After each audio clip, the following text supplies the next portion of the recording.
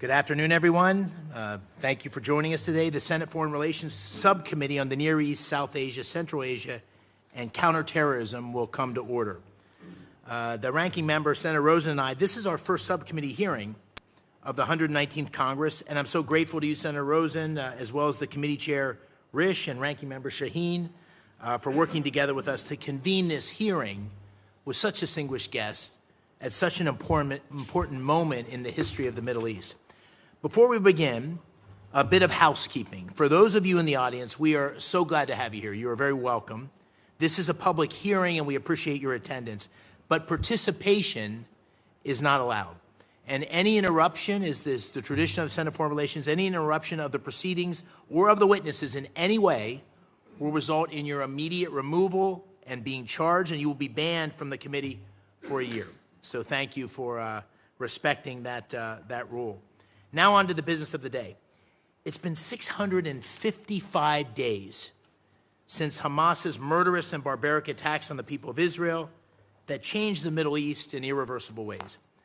When Dean and I visited Israel in the weeks after October 7th, the moral depravity of that day and Hamas's intent to ignite Iran's ring of fire determined to destroy Israel and destabilize the region, those goals were very clear.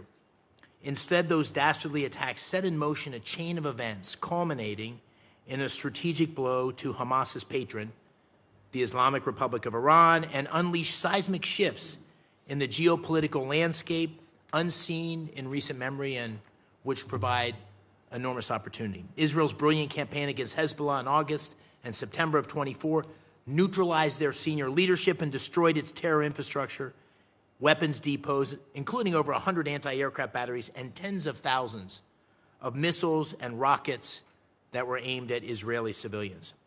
In December of 2024, Iran and Russia's longtime crony in Syria, Bashar al-Assad, abandoned the country and the regime collapsed like a house of cards. These events, combined with Israel's successful air campaigns against Iran's air defense systems in the fall and the spring of 2024, they set the stage for one of the most dramatic events to date, Operation Rising Lion and Operation Midnight Hammer. In Operation Rising Lion, Israel preemptively struck dozens of targets across Iran, neutralizing their nuclear infrastructure, military command, control sites, ballistic missile production, launch, and storage sites, as well as target assassinations of top political, nuclear, and military officials.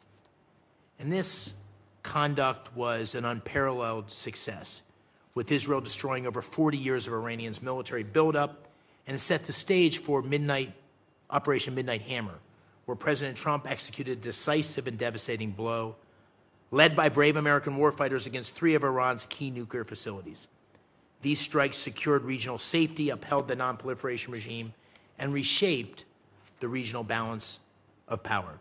Soleimani's so-called Ring of Fire, a network of terrorist proxies and militant groups in Lebanon, Yemen, Iraq, Syria, Gaza, and Iran, designed to pressure and deter Israel and the United States, turned out to be little more than a flicker of a match. And far from retreating from the region, the success of Midnight Hammer is a case study for how a capable U.S. ally can defend itself in tandem with a credible deterrent from the United States. The strategic implications of this should not be lost on us or adversaries who continue to wage wars of aggression in Ukraine, or who seek to sow instability in the Indo-Pacific. Today, because of U.S. and Israel's joint operations during the 12-day war, Iran has suffered an historic and humiliating strategic and tactical defeat. The regime is at its weakest point, politically and militarily, since the revolution of 1979, and Israel is in its strongest position since its sweeping victory in the Six-Day War. Despite our successes, we know, however, this fight is not over. Last week, Tehran's Houthi allies in Yemen struck 2 commercial ships traveling in the Red Sea. Iran's proxy militias in Iraq remain a threat and are suspected of disrupting oil production in Kurdistan. Instability reigns in Syria as the new regime struggles to show they are willing or able to protect Druze, Christian, and other minority groups. And just this week, an American citizen from Oklahoma and members of his family were brutally gunned down in the street. I agree with my friend, U.S. Envoy to Syria, Tom Barrack. Al-Shara risks squandering the moment and will have to adapt quickly if he expects U.S. support. While we know the new government in Beirut is making good faith efforts to disarm Hezbollah, we also know that Iran is dead set on reconstituting Hezbollah's capabilities in Lebanon, especially through the shipment of rockets. And perhaps most significantly, Iran seems unwilling to take up President Trump's generous offers of direct nuclear talks. And Hamas continues to hold 50 hostages in Gaza, including 2 Americans. And so the challenge going forward is how to translate these dramatic military achievements into diplomatic, economic, and political peace that will benefit the United States, our regional allies, and our partners. And I know that Senator Rosen and my colleagues that will come today share my interest in building on the success of the Abraham Accords, which I know you, Mr. Hook, were involved in, to strengthen the relationships between the United States, Israel, and the Arab partners. I was just on a code out to Israel and the UAE in May, and it's clear that our partners in the region share President Trump's vision of forging, and we overlap there in Israel, forging a future where the Middle East is defined by commerce, not chaos, cooperation, not conflict. Now, to help us navigate these complex issues today, we have an incredible panel of former U.S. officials and expert practitioners, and we are truly looking forward to your insights and recommendations. I am so happy to recognize the ranking member and my friend Senator Rosen for her opening remarks.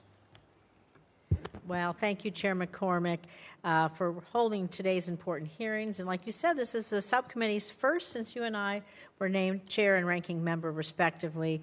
I am really excited about the work we're going to be able to do together to support U.S. interests across a broad swath of the globe, from the Middle East to North Africa to Central and South Asia. And I want to thank you. I will send a thank you as well to our witnesses for taking the time to offer your insights today. And now I'd like to build upon your remarks, Senator McCormick, because as you illustrated, the Middle East is at a critical juncture. It's full of risks as well as opportunities. How we engage in the region in the coming weeks and months has the potential to alter its trajectory for decades to come. In just the last few weeks, we've seen hostilities between Israel and Iran. We've seen increased Houthi attacks on maritime commerce in the Red Sea, skirmishes between Israel and Syria, and a lack of progress of ending the war in Gaza, bringing home all of the hostages held by Hamas home and addressing the humanitarian crisis. But since the beginning of the year, we've also seen the decline of Iran's nuclear and ballistic capabilities, Assad's regime beginning to crumble in Syria, Hezbollah be diminished to a shell of its former self in Lebanon, and the significant weakening of Hamas. To help set the Middle East on a path towards peace and prosperity, we not only have to deter our adversaries from engaging in harmful actions, we must also work to advance our interests by implementing a coherent strategy and assistance plan for the region. So I'm going to be clear. Iran can never be allowed to acquire or develop a nuclear weapon. I couldn't be more clear than that. And I'm hopeful that our targeted strikes on Iran's nuclear program earlier this summer will pave the way to a negotiated agreement that makes this a reality. But it is critical the administration works hand in glove with Congress on what comes next. We must also ensure that terror groups, especially Iranian proxies, cannot operate freely and threaten stability in the Middle East. And so to that end, I've led bipartisan efforts to freeze Iranian assets, tighten and renew sanctions, and integrate air and missile defenses throughout the region. But we must do more to bolster regional stability and deny extremist groups the instability on which they thrive. An integrated Middle East of like-minded partners and allies is essential to advancing our interests, which is why we must widen and deepen the Abraham Accords, including through economic integration and other people-to-people bonds that provide tangible benefits to the region. In Gaza, Hamas remains an impediment to peace and poses a threat to both Israelis and Palestinians. We must continue to support Israel as it works to free the hostages, defeat Hamas, and protect itself against future threats. And at the same time, we must also allow for more humanitarian aid for civilians in Gaza and do everything possible to prevent the loss of innocent lives and support a negotiated end to the war. In Syria and Iraq, we cannot cede ground where the U.S.-led coalition has made significant progress in eliminating the ISIS threat. To consolidate our military gains, we need to ensure that terrorists are held accountable for their horrific crimes. We must also make sure that there is a thoughtful plan for reintegration and rehabilitation of individuals from Al-Hol and Al-Roj camps. If we fail to reintegrate these populations, it will be at our peril. This leads me to my last point. Former Defense Secretary Jim Mattis once said, "If you don't fully fund the State Department, then I'll need to buy more ammunition." Diplomacy and foreign assistance is vital to the future of this region. When people don't have access to food or jobs, terror groups recruit them. When children don't have access to education, they're more easily radicalized. And as this administration slashes our diplomatic corps, expert civil servants, and foreign assistance programs, we are undeniably less safe and less prosperous. So to set the region on the right path, we can't be afraid to leverage our military strength, but we must certainly also leverage our diplomatic and foreign assistance tools. I thank you again for being here. Thank you, Mr. Chairman, and I look forward to discussing this with all of you today. Very good. Thank you, Senator Rosen. Thanks for organizing this hearing with me today. Let me introduce our witnesses. We have an all-star panel, and I really mean it. We have terrific expertise and experience at this table, so thank you all for coming. Let me start with Mr. Brian Hook, who has served as a key diplomat and senior advisor to the Department of States under President George H.W. Bush, President George W. Bush, and President Donald J. Trump.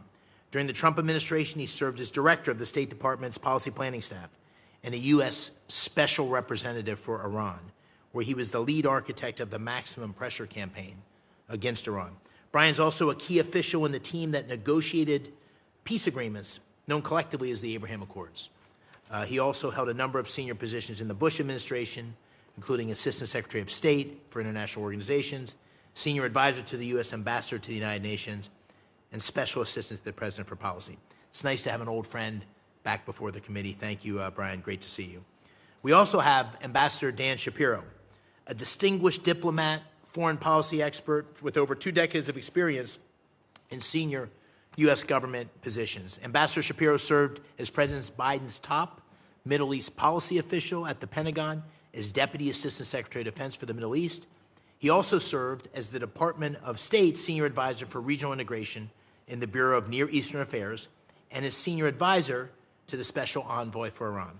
He is also, notably, the former U.S. Ambassador to Israel, having served in that role from 2011 to 2017.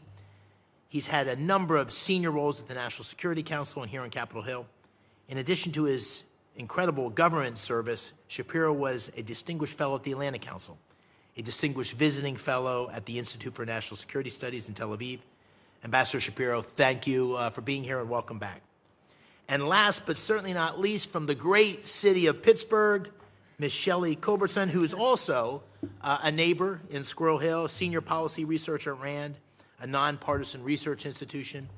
Ms. Culbertson's research focuses on disaster and post-conflict recovery, refugees, and international development. Her international development work has focused on the Middle East, including in Iraq, where she led a study on post-conflict stabilization in Mosul, Iraq, after coalition operations against ISIS.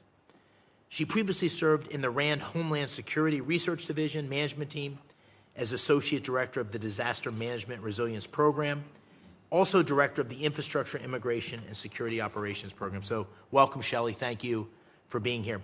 I'd like to remind our witnesses to try to keep your opening remarks to 5 minutes. Your submitted testimony will be entered in full, and we're looking forward to a great discussion. Mr. Hook, you are now recognized for your opening statement. Thank you, Mr. Chairman. Good to be with you, an old friend, and to Ranking Member Rosen, good to be with you as well. I very much enjoyed your opening statements, which I thought nicely captured the risks and the opportunity that we have before us. I believe that the old order in the Middle East is passing away, and a new, better order is coming into view. We have too much proof of a better order to return to the failed strategies that perpetuated the old order. American diplomacy should support the new and dynamic Middle East, which is the subject of today's hearing. In broad strokes, I think this means diplomacy that stands by our allies in good times and in bad. It means deterring our adversaries, and it means sustaining the incredible gains made over the last 2 years, especially during the recent 12-day war against the Iranian regime. I have never been more optimistic about the future of the Middle East than I am now.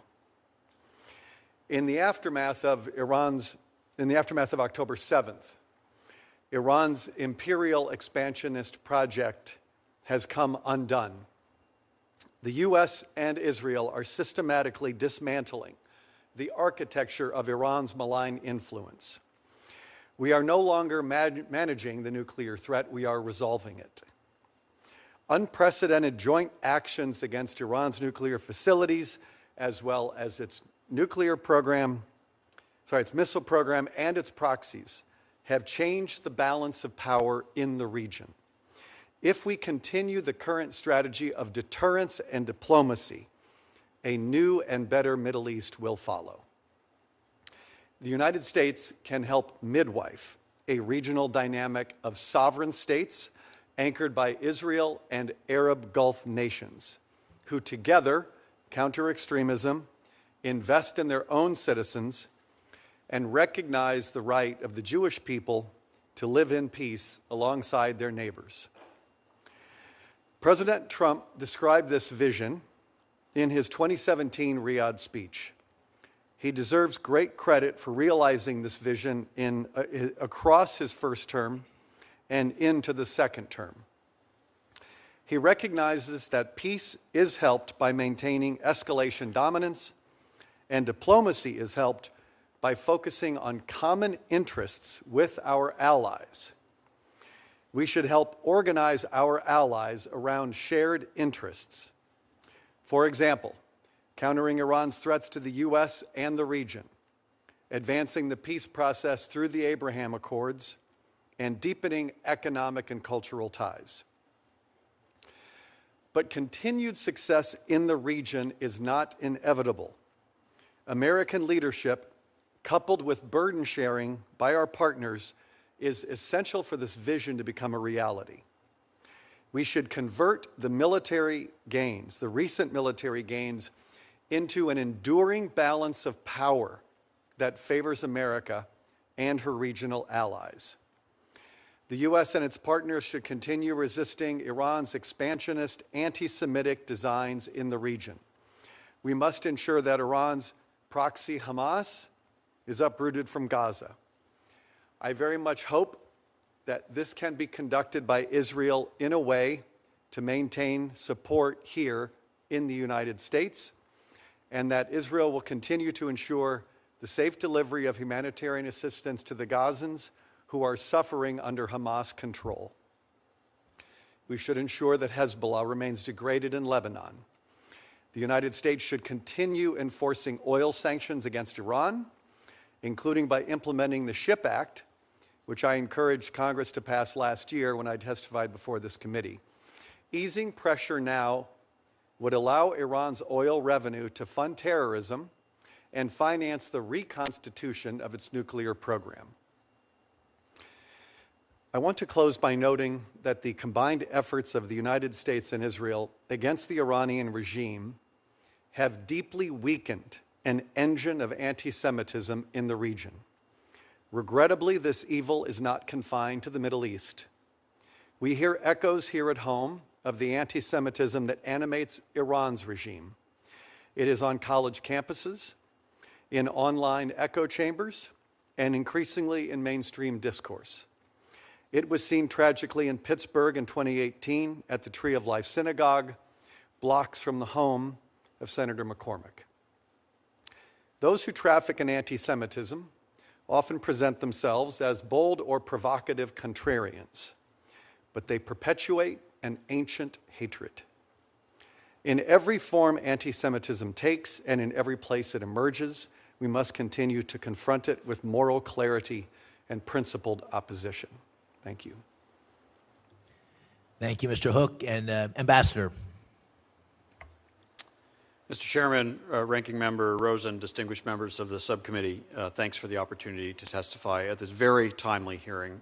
We are, as you both have stated and Mr. Hook did, at a critical moment for U.S. policy in the Middle East because we do have a once-in-a-generation opportunity to help reshape the region in ways that will bring more peace and prosperity and less conflict and violence to those who live there and significant benefit to the interests of the United States.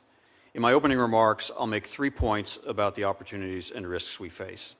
First, since Hamas launched this war in the vicious terrorist attacks of October 7th, a combination, as you've both noted, of Israeli and U.S. military power has dealt blow after blow to the Iranian-aligned axis of resistance: Hamas, Hezbollah, the Houthis in Yemen, Shia militia groups in Iraq and Syria, and ultimately Iran itself.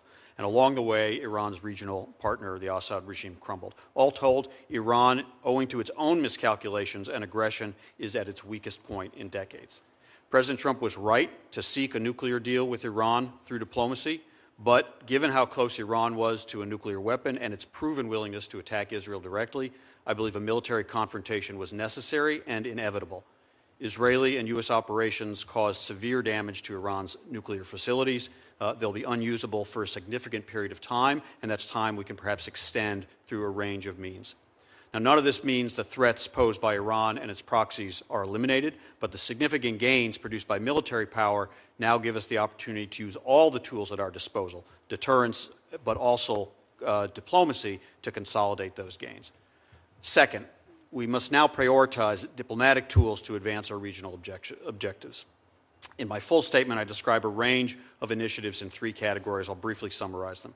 Category 1 is developing a comprehensive day-after plan for Gaza that includes the release of all hostages, protection of Israel's security, removal of Hamas from power, relief for Palestinian civilians, and a regionally supported reconstruction for Palestinians who want to live in peace with Israel. This work includes enabling a vast... Plain and simple.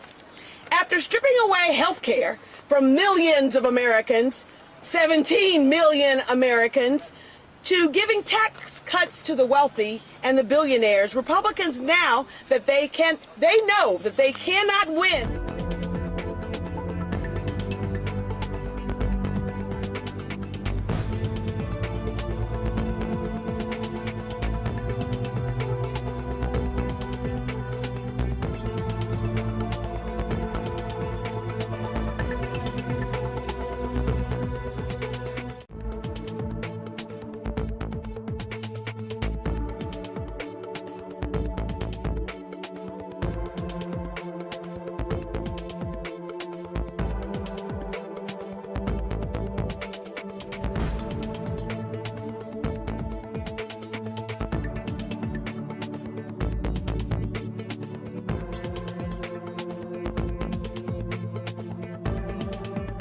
Said they also require a clear pathway to the establishment of a Palestinian state. But this work also includes reconvening and expanding the Negev Forum as soon as possible after the war, appointing and confirming a special envoy for the Abraham Accords, and working toward a non-belligerency agreement between Israel and Syria. Category 3 is capitalizing on the damage to Iran's nuclear program and the weakening of the Iranian-led access to secure a long-term improvement in the regional security environment.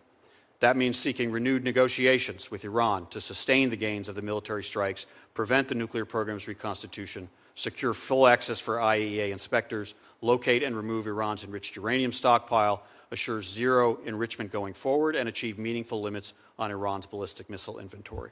It also means maintaining pressure on Iran by coordinating with European partners on the snapback of JCPOA sanctions, increasing efforts to scale back Iranian oil exports to China, and making clear that additional military strikes by Israel or the United States are possible.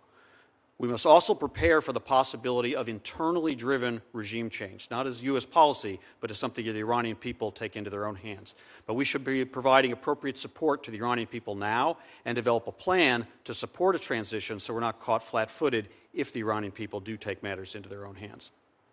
Finally, I'll just flag 2 areas that cause me concern that could cause us to miss this opportunity. First, none of our goals for expanding regional integration can really get off the ground until the Gaza war ends. A 60-day ceasefire would bring much-needed relief, but it really must transition directly into the end of the war. That will require Israeli agreement to certain terms, but also intense pressure on Hamas by Qatar and other actors. If we miss this opening to end the war, the risk is that we'll slide into the only alternative, a full-scale Israeli occupation of Gaza, something the IDF has consistently told us they do not want to do. That will mean more dead hostages, more dead Palestinian civilians, more dead Israeli soldiers, no positive involvement by Arab states in Gaza's future, and deepening isolation of Israel. President Trump can help by withdrawing his Gaza Riviera proposal, which has emboldened some of the most extreme members of the Israeli cabinet to press for full-scale occupation, and I hope he would do that. That idea is widely rejected in the region, and it will discourage Arab states from helping stabilize Gaza. Second, the Trump administration is also dismantling, as Senator Rosen mentioned, critical capabilities that we need to advance U.S. interests in the region. Right after the war with Iran, the State Department imposed drastic cuts to personnel, including experts in nuclear diplomacy, sanctions enforcement, counterterrorism, post-conflict transitions, and Israeli-Palestinian relations. Just when we need to help stabilize Syria and Lebanon, the elimination of USAID means we don't have functional and adequately resourced foreign assistance programs that can help. And just when we need to counter the propaganda the Iranian regime feeds to its population, we've decimated our international broadcasting capabilities so they don't hear from us. And meanwhile, China is deepening its activity and influence in all these areas everywhere the United States pulls back. I feel that's a serious own goal, and it's going to harm our ability to seize these opportunities in this dynamic Middle East. I hope it'll be reversed. Thank you, and I look forward to your questions. Thank you, Ambassador. And Ms. Culbertson, I'll turn to you for your opening statement, and then Senator Kaine, we're going to be here for the whole hearing, so I know so we'll turn to you for questions as soon as we finish with this opening statement. Man, nobody ever lets me jump to the head of the line. It's the first time Well, in 13 years here. We haven't heard your questions yet. Thank you. Thank you. Please go ahead. Thank you. Chairman McCormick, Ranking Member Rosen, and members of the subcommittee. Thank you very much for the opportunity to testify today. I'm a senior policy researcher at RAND, a nonpartisan research organization. We meet at a pivotal moment for the Middle East and for the role of the United States in shaping its future. Operation Midnight Hammer and the military activities leading up to it have set back Iran's nuclear capabilities and weakened its proxies. Hamas has lost capacity and credibility. Hezbollah is diminished, opening the way for the Lebanese state to reassert authority. In Syria, the United States lifted sanctions on the new government to enable recovery. Iraq is preparing for elections that could further erode Iranian influence. The common thread, Iran's ability to project disruptive power across the region, is waning. But Iran is down, not out. We now face a strategic opportunity to set a new course for the Middle East. This opportunity cannot be secured by military means alone. It requires a renewed approach grounded in diplomacy, economic facilitation, humanitarian leadership, and strategic investment. The United States can reestablish itself as the partner of choice, as the country that helps people in the region solve problems and realize their aspiration for security, prosperity, and even normalcy, instead of Iran, Russia, China, or extremist groups. It is in U.S. interest to do so. This means rethinking what constitutes U.S. interests. Civilian displacement, state collapse, and economic despair are not peripheral. They're central to long-term global stability. These are, of course, primarily the responsibility of regional governments, but the United States has powerful tools to support progress. Doing so is not charity, it's strategy. The U.S. has repeatedly sought to reduce its footprint in the Middle East, only to be drawn back in again and again. Every administration since Jimmy Carter has launched new military operations there in response to threats to American interests. This has meant chasing symptoms instead of solving underlying problems. We now have an opportunity to break that cycle. Here are 5 steps the United States could take. First, mediate the ends of conflicts.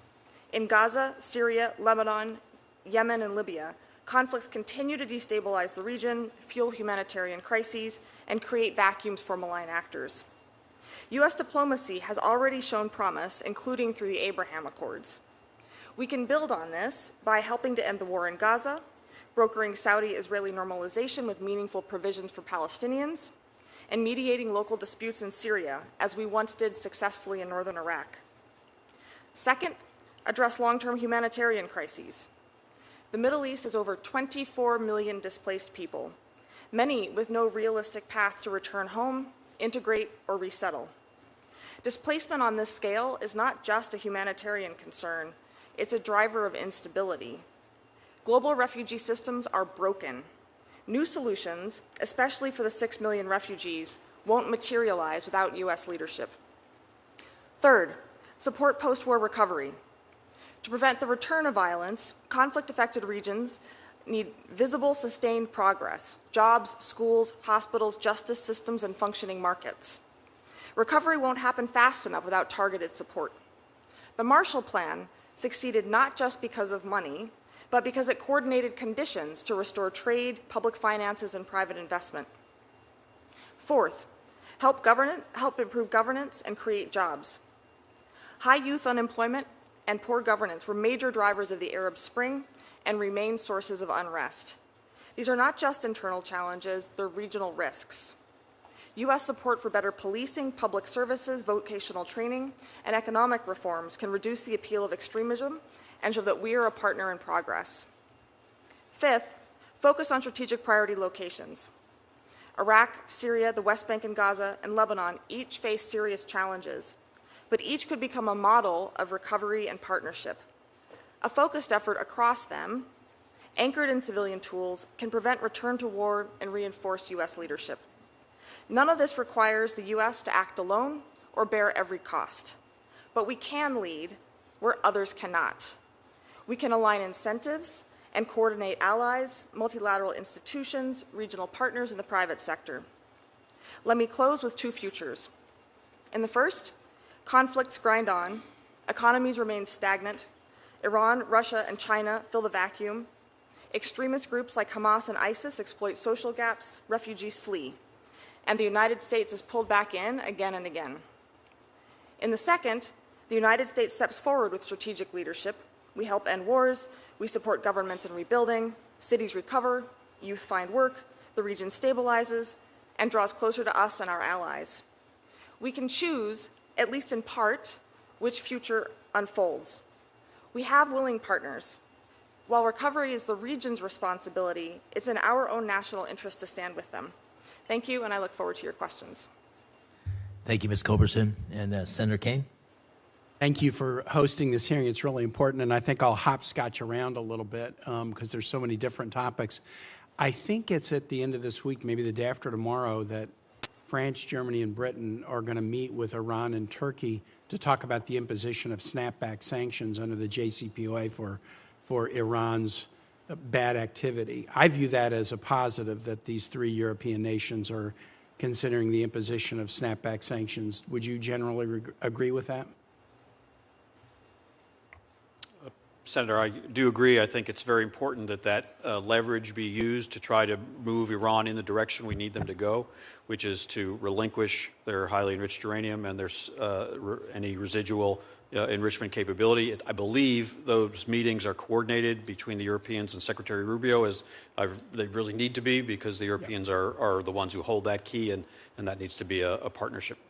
And again, we don't know the outcome of these, so the proof's in the pudding. But do Ms. Culbertson, Mr. Hook, do you generally agree these allies trying to use the tools of the JCPOA to snap back sanctions could be effective leverage? Yeah, I supported snapback in 2019, 2020, because we believed that Iran was in sufficient breach of its nuclear obligations that it justified triggering snapback sanctions. The E3 were not with us then. I am very heartened to see them with us now. I think that... Had we already pulled out of the JCPOA in 2019? Yeah. Yeah. So it was a little bit hard to convince them to, use the JCPOA when we had backed away from the table. But it is, and I agree with you, it would have been better had they done it earlier. But at least it is a tool. So we'll cross our fingers that maybe Agreed. The discussions might be helpful. A couple of you just mentioned, but really didn't give us a report on Iraq. What's going on in Iraq right now? So as Iranian influence is weakened with Syria, the Hezbollah being weakened, the Houthis they're sort of weakened, but sort of maybe sitting back and waiting. But what's going on in Iraq? Has the Iranian weakening weakened their hold in Iraq, or is that still something that the committee needs to pay a lot of attention to? Iranian weakening is evident in Iraq. I think we can see this in the muted response from the Iranian-backed militias during the recent fighting between Israel and Iran. It seems that the younger generations in particular want something different in their future rather than increased fighting, and they also recognize their weaker position and inability to be as effective as that could be. And so therefore, they're becoming more and more engaged and interested in domestic affairs. Iraq's prime minister has been somewhat effective in keeping stability and starting improvements on better development of public services in the economy, and there's momentum there that merits U.S. support to continue in that direction. Please. If I could just add, Senator, during the Biden administration, we negotiated with Iraq a 2-year transition of Operation Inherent Resolve, our counter-ISIS mission, with the ability to extend that further by mutual agreement. And so I think it's something I hope the administration will turn to, since the Iraqi Shia militias have largely been deterred from additional attacks against U.S. forces after some early attacks in the first months of the war. I think there's a good opportunity to find a more stable basis to maintain a U.S. presence that supports the Iraqi security forces continuing the counter-ISIS mission, provides some reassurance to our Kurdish partners, and also gives us a presence, quite limited presence, but a presence that nevertheless allows us to balance Iranian influence and compete with them. Let me ask this. With Hezbollah weakened, how important is it that the United States continue to support the Lebanese armed forces? It's critical. The Lebanese armed forces are the state institution that has the legitimacy for maintaining the means of force, and the United States is now quite invested, first from the end of the Biden administration and into the beginning of the Trump administration, to help this new Lebanese government, the president, who's the former commander of the Lebanese armed forces, and prime minister, really build up their capabilities. But critically, it's going to have to include complete disarmament of Hezbollah, which is not a completed process just yet. Let me just say, as I hand it back, Mr. Hook talked about anti-Semitism at home and abroad, and it's very, very serious from whatever direction it comes. We had a hearing yesterday with the president's nominee to be ambassador to Belgium, and we didn't have huge attendance at the moment I was asking him questions, but I pointed out that he was reposting material from a Belgian far-right leader who had been convicted and imprisoned for Holocaust denial and other offenses that were sort of in the anti-Semitism space. When we get to a business committee markup on this individual, I'll present that material when all of us are around the table, because again, whether it's from the left or the right, or whether it's in this country or somewhere else in the world, we got to take it seriously. I yield back. Thank you for allowing me to jump ahead. Thank you, Senator. So I'll do 5. Yes, perfect. Well, thank you again, panel. Let me begin with a comment Secretary Rubio made before this committee. I asked him about Iran's proxies and how the administration's approach to the nuclear negotiation would be influenced by that. And he made it clear those are 2 separate tracks, which made sense to me at the time, not to conflate the negotiations of Iran's nuclear program with their state sponsorship of terrorism, including the Houthis and Hezbollah and the militias in Iraq and so forth. But that sort of begs the question, how important is it, in your opinion, I turn to you, Mr. Hook, and Ambassador Shapiro, how important is it to maintain pressure on Iran's support of those terror proxies? How would you assess the degree of that support today in light of the recent attacks? And how do you recommend we continue to bring the Europeans and regional allies on board with this approach? Maybe I'll start with you, Brian, and then you, Ambassador. Senator, I think it could be a very good strategy to have the nuclear talks limited to the nuclear talks while the United States, Israel, and its partners address the proxies as they have been doing over the last couple of years, essentially since October 7th, where Israel and the United States has done historic work damaging Iran's projection of power through its proxies. And when I think about Iran's military strategy, it doesn't really depend on an army or an air force or even much of a navy. It's proxies and missiles. And then the nuclear program would be something that moves it to a much more significant threat. But until that day comes, they have to focus on proxies and missiles. Both have now, with the exception of the Houthis, have been so, I don't want to overstate it, but to say that they're neutralized. But Iran's power projection is nowhere near where it was. And my hope is that this becomes the new normal for the region.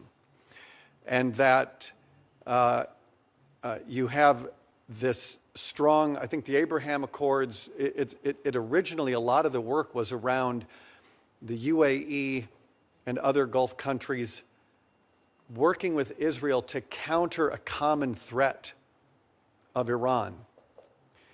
And that work should continue. This is, I think, part of the burden sharing. If we can increase cooperation between Arabs and Israelis to counter extremism, to counter threats presented by the Iranian regime, that is a very good strategy for the United States to get behind. And so I support continuing the work to stabilize the region by addressing Iran's proxy warfare in the gray zone, which they have been remarkably successful at. Those same proxies killed 603 Americans in Iraq alone. And so it has been at enormous cost to the United States. But I believe that and then the missiles, obviously in a much different place, taking out the missile production, the missile launchers, and the missiles themselves, takes away another power projection capability that the regime has. So the Europeans, I think, are much more alive to the Iranian threat through the war in Ukraine. And I think the Europeans the E3 especially, are in a much better place in some ways because Iranian drones are flying in Ukraine.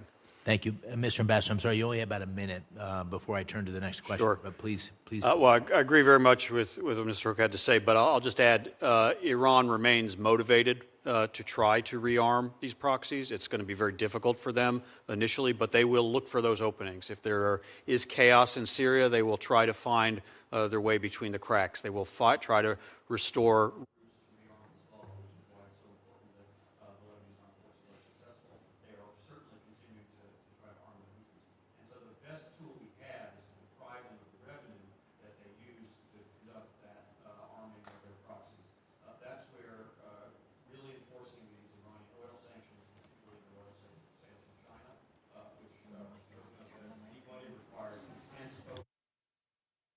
It requires intense focus and day-to-day management by expert teams at the State Department and the Treasury Department in order to get to the right port operators, ships, front companies, banks, et cetera, because once that revenue is going down, as it did during the first Trump administration, and it's come back up, and neither Biden nor Trump at second two has been able to bring it down yet, then you force the Iranian regime to make choices between whether they'll use that revenue, what they have at home, to deal with a very restive population, or if they'll continue to try to squander it on these foreign adventures. Great. Thank you very much. Senator Scott and then Senator Rosen. Okay. Well, first off, thanks. I'm going to defer my time.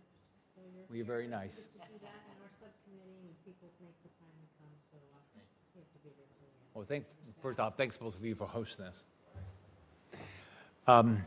Thank you guys. Thank each of you for being here.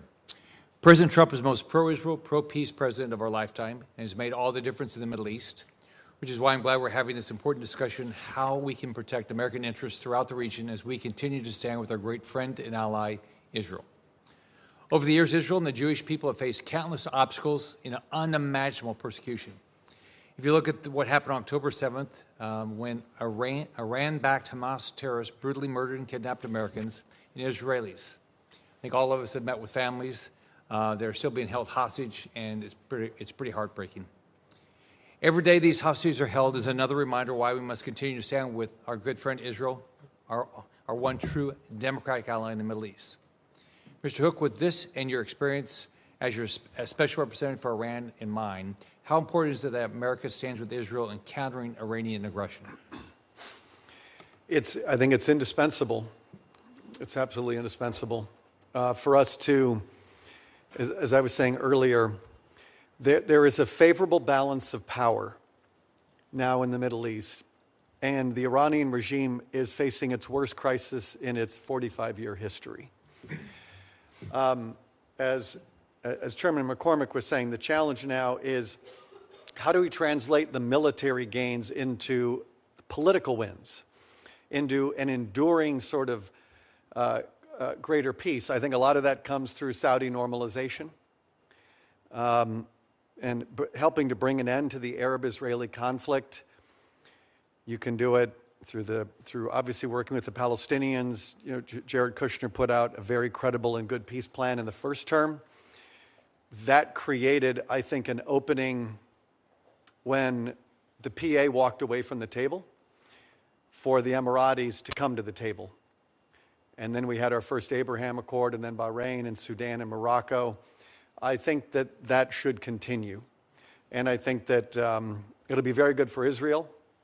It'll be very good, I think, for the Kingdom of Saudi Arabia. At some point, I hope the political space exists for Saudi to do that. I think we've seen UAE and Bahrain and the other countries in the Abraham Accords have enjoyed great benefit from it, and I think more countries will follow. Bottom line is we need to stand with Israel. Unfortunately, we know it's not just Iran that's the problem. We have terrorist groups like Hamas and the Muslim Brotherhood fueled by our enemies, and countries like Qatar and Turkey claim to be an ally to the United States, but aligning with terrorist groups and against our true allies. So again, Mr. Hook, do you think the United States should be helping these countries that enable terror? Right now, I saw today that it looks like Qatar had said to Hamas that they need to have a better response to the proposal that's on the table. And so it would be very good to have Qatar to continue to pressure Hamas so that we can bring an end to this war. I worked very closely with all of our Gulf partners and believe that the Gulf is the heart of the new Middle East. Where you see high levels of Iranian interference, there's a perfect correlation of misery and terrorism and poverty. And so I think the Gulf is the future of the Middle East. And as I said earlier, we need to work with our partners in the region and stand with them in good times and in bad. So what do you think about Turkey? Well, first off, I look at Qatar that, they've supported Hamas all along. They've given money to Hamas.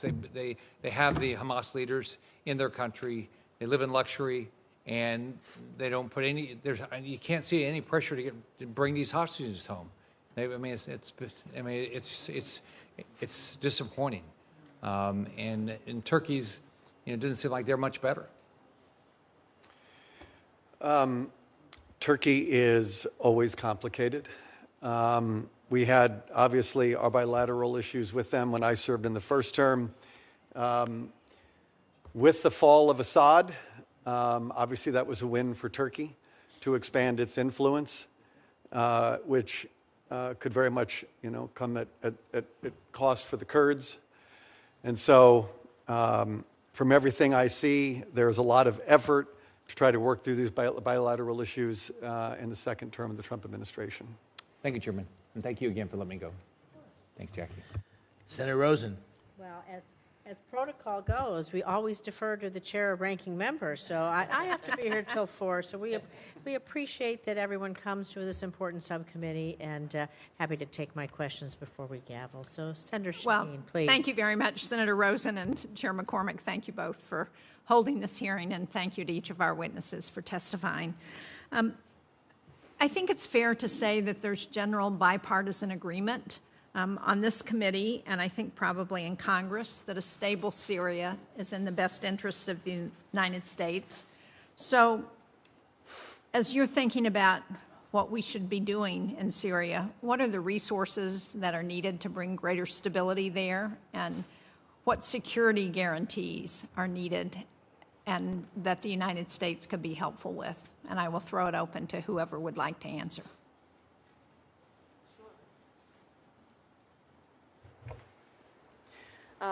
Syria also is at a pivotal moment, coming out of war, but with a very fragile government and society. And I think there are a number of steps that we should be taking now that Syria has met the criteria to lift sanctions on them. They're not perfect, but it's important that Syria succeed. The first is stability and mediation among various sectoral groups. The U.S. was very effective in solving sectoral disputes in the Kurdistan region of Iraq. I think that's one of the keys to their stability in the long term, working between the KDP and PUK. In Syria, we have an opportunity to help Syria become a united country as well. The next is a recovery strategy. There's been a tremendous amount of physical infrastructure destruction, social destruction, public services. 2.4 million children are out of school. A quarter of housing is damaged or destroyed. This will not be rebuilt on its own without financing, accountability, and a lot of coordination. So having a strong recovery strategy that looks broadly at infrastructure, social services, the economy, et cetera, is key. The third, I'll give four. The third is working on refugee return. What we've learned from studies globally is that the vast majority of refugees never return. And I think if we want to see something different in Syria with returns, something different will need to happen. And that will require enabling conditions in Syria so that refugees can return and find stability and education and jobs. And then finally, Al-Hol and Roj and the ISIS prisons are a remaining sore spot in the northeast. Some 9,000 fighters are in prison, probably likely will be incarcerated for a long time, if not in perpetuity. But there are 40,000 family members, the women and children. Right. Many of the women are criminals also, but the children are not getting adequate education, and having growing up in that environment is a long-term risk to them as well as to future radicalization issues. So those are the four steps that I'd recommend. I'm surprised you didn't mention lifting of sanctions. Did I miss that? No, the sanctions lifting that happened last week, and then or a month ago or so, as well as other steps to do so. But I think that there has been rhetoric about lifting the sanctions, but the actual implementation of that is ongoing. So how important do you think that is? I think it's crucial. Syria is not going to recover without funds.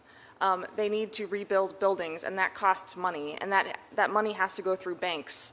And in order to give Syria a chance at not devolving into chaos again, there needs to be funding flowing into it, but done in ways that manage accountability so that it's being spent as intended.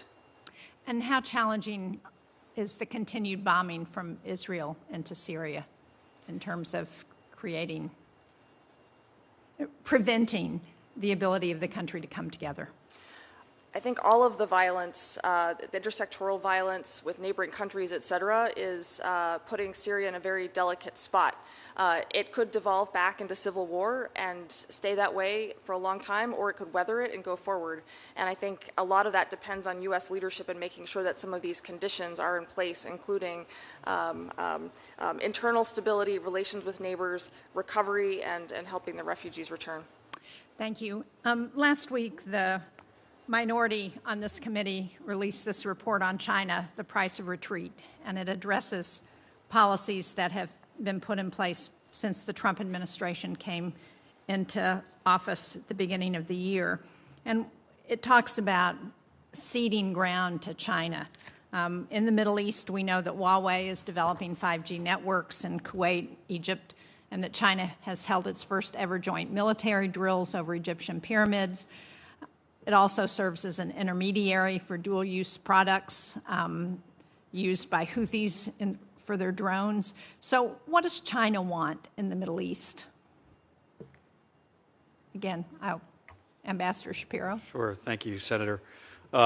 China clearly wants to establish influence, both economic but increasingly also military footprint and relationships. And so it's one of the reasons ensuring that we remain the security partner of choice for our partners in the region is critical. When we've been negotiating over the last couple administrations the possibility of normalization between Saudi Arabia and Israel, the Saudis have come to us and said we'd like a security guarantee from the United States, which I think is reasonable to grant, but it must be coupled with clear limitations on Saudi-Chinese military cooperation. That I think would not just help us with the Saudis, but it would actually set a frame for others in the Gulf, and that should be critical. Now, we also have these other presence. We have a small presence in Iraq, small presence in Syria. Those support partners like the Kurds, obviously help continue the counter-ISIS mission. If we were to precipitously remove ourselves from all those areas, it would raise a lot of questions in the minds of various partners, and the Chinese would certainly be looking for opportunities to show, maybe not initially militarily, but economically or with cultural or other kinds of programming, that they are an alternative to us. That's something that is very dangerous for our interests. Well, thank you. I recommend the report to each of you. Thank you, Mr. Chairman and Ranking. Thank you. Senator Rosen, then Senator Daines. Well, thank you. I want to think a little bit about the future. We know what's going on now. We know what we need to do, but I believe we have a big future with the Abraham Accords. And as one of the founders and co-chairs of the Bipartisan Senate Abraham Accords Caucus, I firmly believe that the Abraham Accords is a vehicle for regional integration and transformation. Potential Abraham Accords countries, like we've talked about, Saudi Arabia, have made clear that future expansion of the Accords hinges in part on a durable day-after plan. As for Gaza, it ends in a two-state solution. Ambassador Shapiro, could you just expand on your testimony to discuss the value of increasing the number of Abraham Accords countries, whether they're in the region or outside the region? What countries do you think we could bring next into the fold?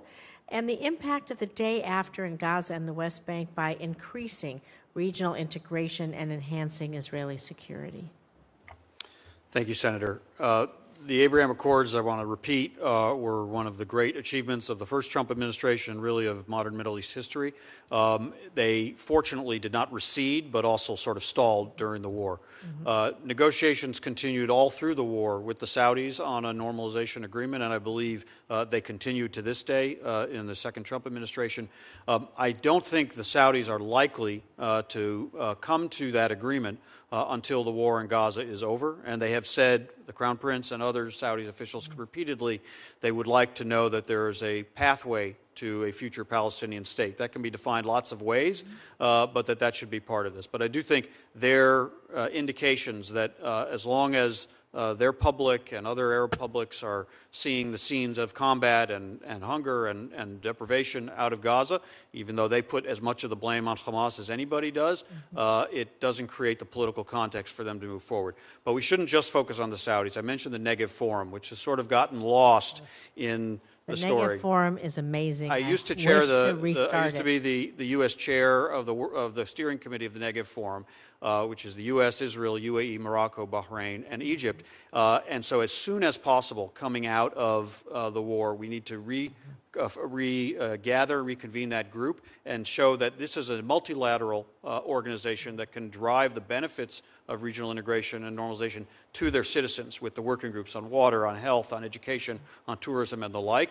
But it needs to be expanded. Jordan, we were right on the verge of bringing them in before October 7th. They should be brought in. There should be a role for the Palestinians, not maybe as a full member, but the Palestinian Authority should be present. But I wouldn't stop there. Mauritania, Indonesia, some other smaller Arab League members in Africa have expressed interest previously in joining the Negev Forum and building out that sense of a community of U.S. partners, Israeli and Arab, all working together on those regional problems, but also in the context of a day-after plan, some of those countries coming to Gaza to fund reconstruction, others coming as the troops of an Arab-led or U.S.-partnered security force to provide the security in that interim phase. That's a real opportunity.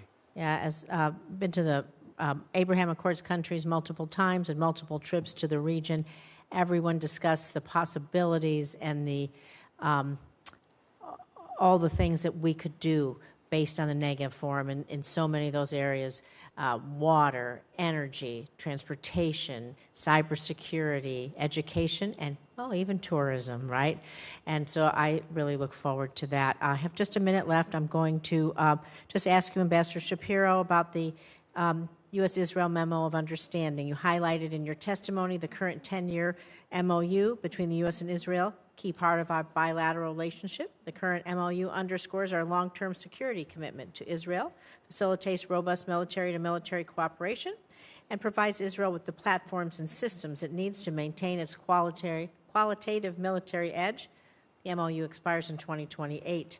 So can you talk about how the MOU and re-upping it or modifying it, whatever we need to renegotiate that, it will advance our mutual security interests? Sure. Thank you, Senator.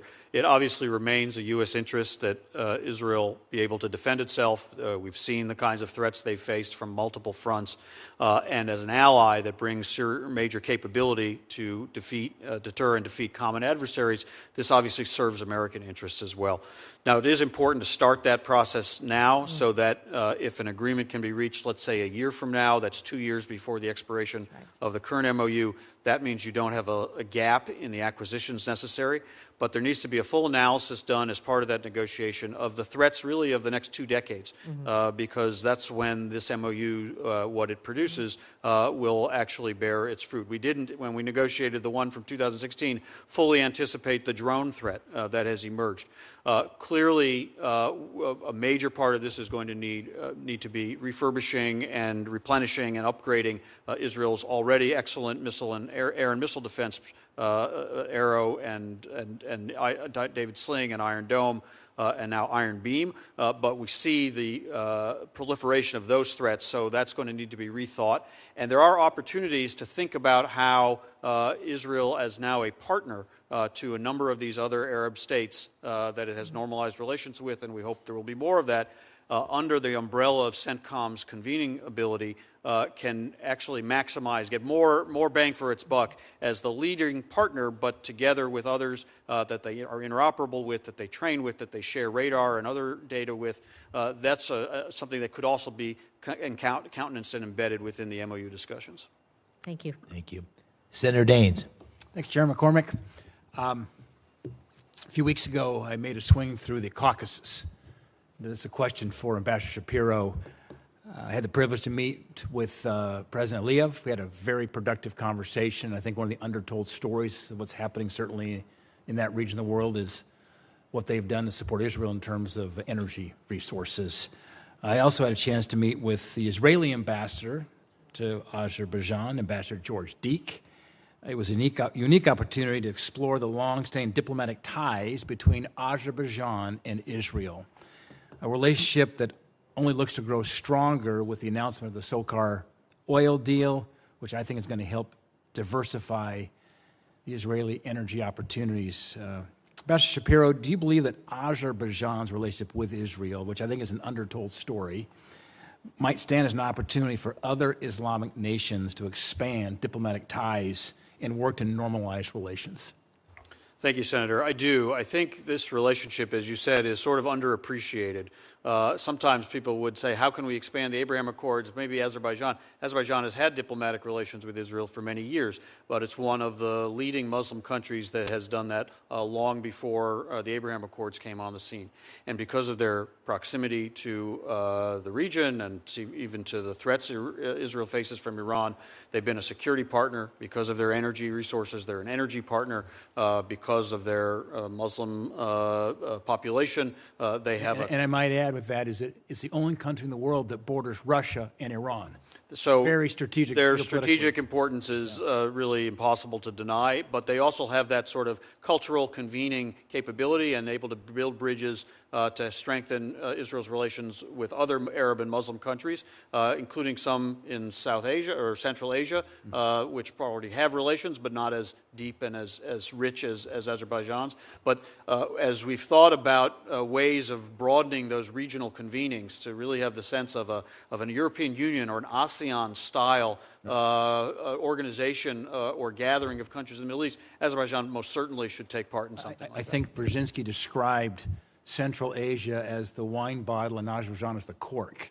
It becomes a very important part of that east-west type corridor that you want to see happen here with Central Asia embracing, moving more in this direction when you think about who they're surrounded by and their neighbors to the north and to the east.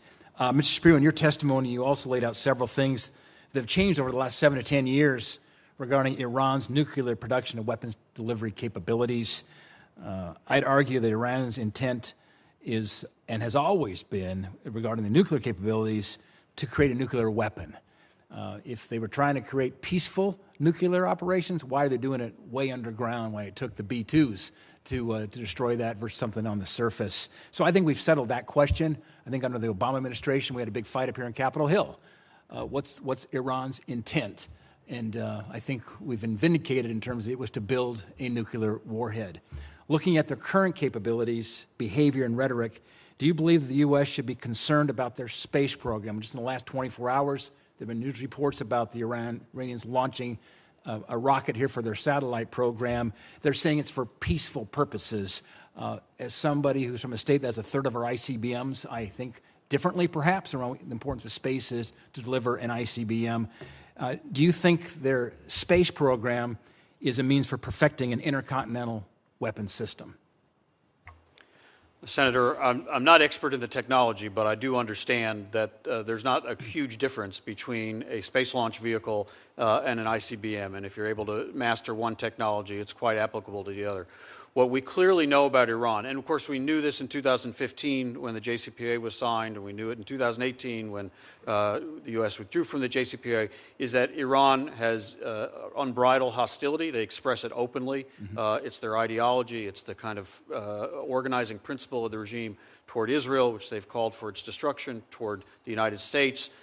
They have, of course, pursued a nuclear weapons program. We understand that, but also a ballistic missile program. And we even saw the danger that program in its current state can cause in the destruction that Israel endured. Which I think is part of the undertold story as well. And Israel having to take preemptive action here was around those ballistic missiles, even absence of a nuclear warhead. And they were on a overwhelm the systems, the defense of Israel. Exactly. They were on a path to produce 3,000 a year. Really couldn't have been sustained. And so it's the same risk with an ICBM. Thank you. Mr. Hook, I want to give you a chance to maybe to weigh in on this as well. Yeah, the Iranian regime has been using its space program as a cover for its ICBM program for 10, 15 years or longer. And so I remember when I was working on the UN Security Council, passing resolutions condemning Iran's use of its space program for these purposes, to develop an ICBM capability so they can threaten the United States. Thank you. I'm out of time, Mr. Chairman. Thank you. Thank you, Senator. There's a lot more to talk about here. So There sure is. Senator Van Hollen, you made it just under the wire. You are our last set of questions for this expert panel. Thank you. Thank you, Mr. Chairman and Ranking Member Rosen. And to all of you, thank you for your testimony today. Ambassador Shapiro, it's good to see you. I think, as you've indicated in your testimony, it's very important at some point to convert military gains into sustainable political strategic gains. And that also is true with respect to the changes in Syria, and I want to get to that in a moment. First, I do want to focus on Gaza, because President Trump came to office saying on day one he was going to end the war and get the hostages released, and here we are many months later, and we're not there yet. And in fact, more civilians are starving to death in Gaza today than at any point previously during this war. And you testified with respect to this entity that's been established, the so-called Gaza Humanitarian Foundation. Clearly not working, clearly broken. I'm just looking at the headline: the UN chief slams U.S.-backed Gaza aid operation, quote, "It is killing people." Mr. Chairman, I'd like to include in the record a very short statement from the World Food Program about an incident just the other day where they were trying to deliver food into Gaza. So included. People got killed. And just in today's Haaretz newspaper, they say that this centers have become death traps. Every day, dozens of people are killed, usually by Israeli soldiers who try to control the mobs with live fire. To date, more than 1,000 Palestinians have been killed at distribution centers en route to them or near trucks carrying food. Ambassador Shapiro, I saw your testimony. I agree with your point that we need to replace this with a system where we kind of flood the zone with food. Could you just elaborate on your idea? Thank you, Senator. So the problem the Gaza Humanitarian Foundation is trying to solve is a real problem. That is Hamas hijacking food for its use and to use as a method of political control. I think Hamas bears the lion's share of blame for the hunger that many Palestinians are experiencing. But the way the foundation is designed, it's in very limited locations. It requires Palestinian civilians to transit long distances over land and near Israeli military positions. And as you said, it's caused numerous incidents where people have been killed, probably sometimes by Hamas, but sometimes by Israel's own admission, by Israeli fire as well. So it's not working. It can be part of a broader solution. The Flood the Zone strategy could include more distribution points for the Gaza Humanitarian Foundation. One of the problems is those distances people have to travel, and they're only really clustered in the south with one central location. But if they were across the full territory of the Gaza Strip, and it was accompanied by an additional zone flooding by other resources, what it does is it reduces, by market value, the monetary value of that aid, and it reduces Hamas's ability to use it for political control, as well as making more aid available to people. It's not going to completely solve the problem, because Hamas will always take its cut. And that is a legitimate problem that the Israelis have highlighted, but the way this is structured, it's just too dangerous, and it isn't working the way to solve the problem the way it needs to be solved. Yeah, look, nobody wants to see any food aid diverted to Hamas for its gains. There's no clear information that somehow this food is not also getting to Hamas, and I would just refer you and others to the statements of our former Ambassador Satterfield and Cindy McCain, who said that there's been in the old system, there was no systematic diversion to Hamas. They found no evidence of it, despite asking the Israeli government for proof many times over. Quickly turning to Syria, I was glad to see the Trump administration lift the embargo, the blanket sanctions, but I did argue that we should put in place immediately snapback provisions tied to making sure they hit standards, including protecting minority populations. We've seen these awful killings in the South and other parts of the country, Alawites, Druze, Christians, and others. So do you think that the Trump administration should do a better job of being clear as to what activities will cause the sanctions to go back into place? Senator, I do. I think the gamble, it is a gamble to lift sanctions as quickly and as fulsomely as President Trump announced in Saudi Arabia. But I think it's the right gamble to give this transitional government a chance to find its footing. But it has to be held accountable in all the ways you described, how it treats minority populations, inclusive governance, obviously corruption, and things of the like. And when we see what happened recently with massacres of the Druze population, and maybe earlier there were some in the Alawite areas, that needs to be properly flagged as something that if it continues, there has to be maybe some off-ramp or some trajectory that will not lead to the full lifting of sanctions. Of course, Congress will have its say, and you might be able to build in some off-ramps or some rather snapback provisions on those congressionally instituted sanctions that you'll have to legislate to remove, so you may have an opportunity there. It also, when we see that kind of brutality against one civilian population or one minority population, it raises doubts for all of them, and in particular the Kurds who manage the counter-ISIS efforts and the detention facilities in northeast Syria and are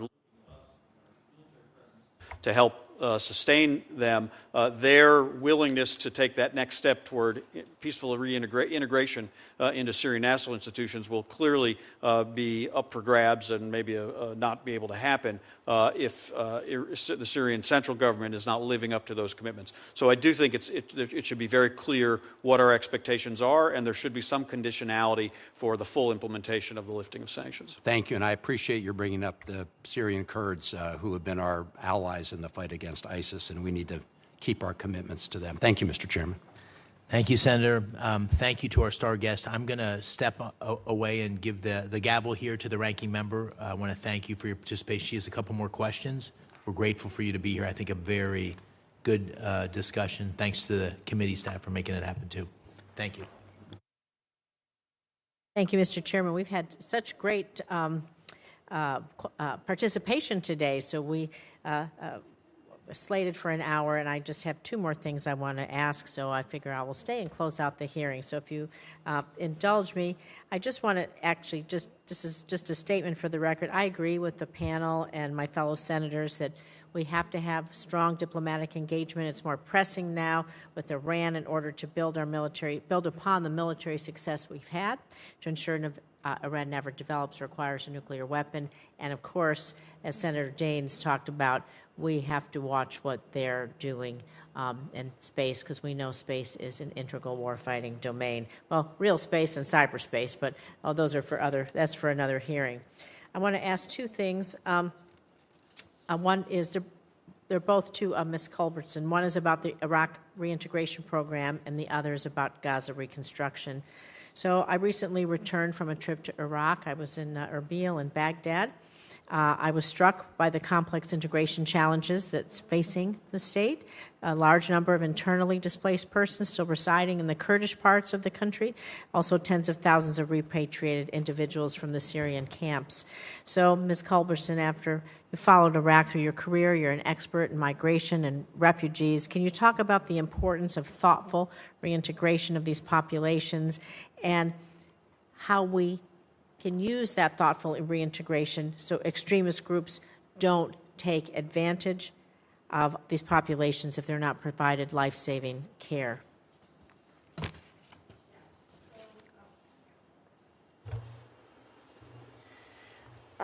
Iraq still has about 1 million internally displaced people, along with hosting a lot of Syrian refugees.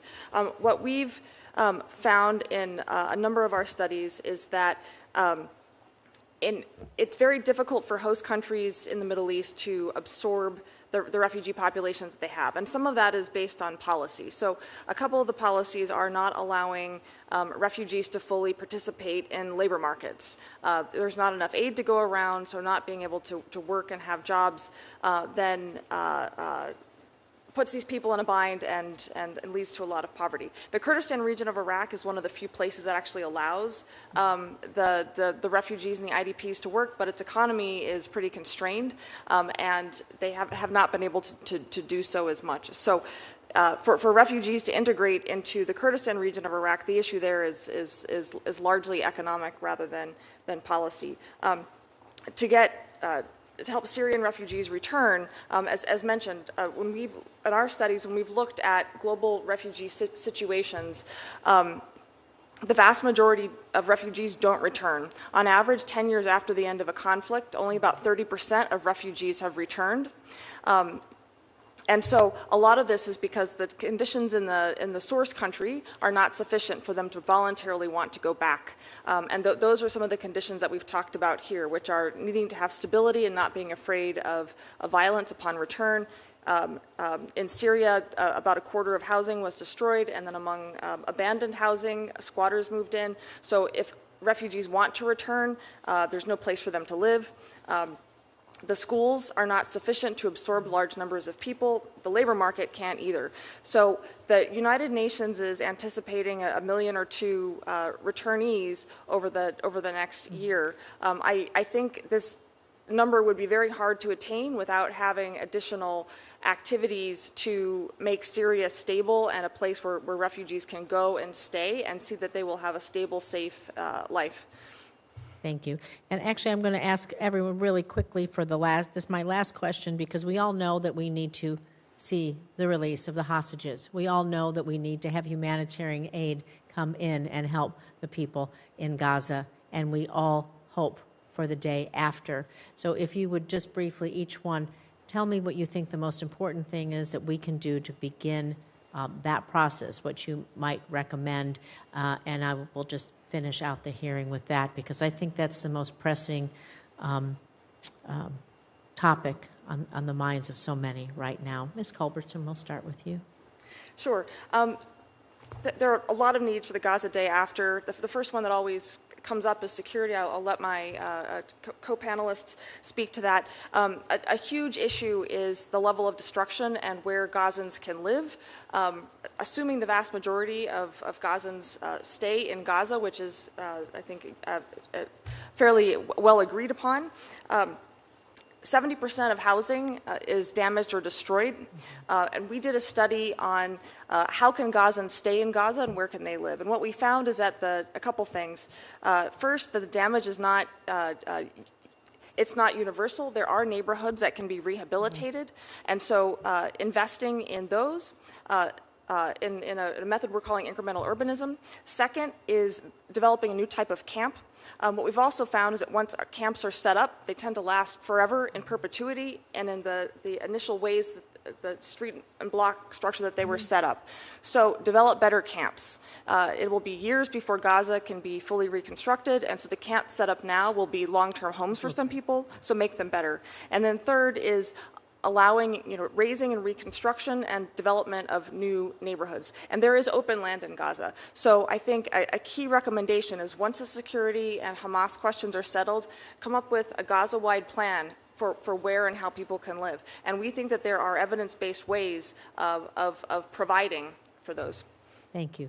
Quickly, Senator, on the security issue, once there's a ceasefire and once we have declared end of the war, there is going to be a gap before you can have a fully empowered Palestinian Authority-affiliated peace security force, and that should be filled by an Arab force, or maybe other countries besides just the UAE, Egypt, Morocco, maybe Indonesia, I think has shown interest in participating. And CENTCOM has a plan for what an interim security mission for Gaza could look like. Troops from those countries, supported by the United States, without boots on the ground in Gaza, but from Egypt or elsewhere in the region to provide some of our unique capabilities and support functions. And let that be sort of the bridge until you get the U.S. trained from U.S. Office of Security Cooperation, Palestinian Security Forces ready to come in and play that role. But all of those countries have said to us, we're not going to come in to fight Hamas. So Hamas needs to actually be removed. And Israel has done a great deal of damage to it militarily, but the remnants are going to have to be set out. And so one of the sort of end game negotiations needs to be the exile of the remaining commanders and at least a critical mass of some of the fighters. And we have a model for this. In 1982, 14,000 PLO cadres were evacuated from Beirut. It was a U.S.-led diplomatic initiative. They were sent to locations around the region. It's not going to be those numbers. It would be considerably less than that. And so this can be done, but it's going to need to be done to get the participation of those Arab countries to come in and play that interim security role. Thank you. Mr. Hook, last comments? The only thing more complicated than the day after is how we get to the day after. Yeah. And I think we still have a tough period ahead.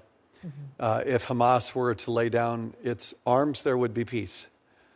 But they don't want to, and they want to continue. There aren't many examples in the history of warfare where a combatant, as part of its war strategy, uses its own people as a human sacrifice. And this war has been a calamity for the civilians in Gaza. And the suffering is immense. And if Hamas were to put down its weapons, we could be in a much different place. But they have the hostages as their leverage, and they use the hostages, the Israeli hostages, no differently than they use their own people. And so I hope that all of this diplomatic effort with many parties is going to lead to a ceasefire, which can then lead to something more enduring. I like a number of the ideas that have been proposed here. It's going to be a lot of work to even get to that point, and then the day after is in some ways itself complicated. Well, I want to thank you all for being here. I do like that, Ms. Culbertson, I'm going to probably steal this from you, but helping around the world, whether it's defense, diplomacy, or development, it's not charity, it's strategy. I think the three of you have shown in your strategic thinking, research, analysis, and careers how important that all is. So, the closing business. The hearing record will remain open until the close of business tomorrow, July 24th.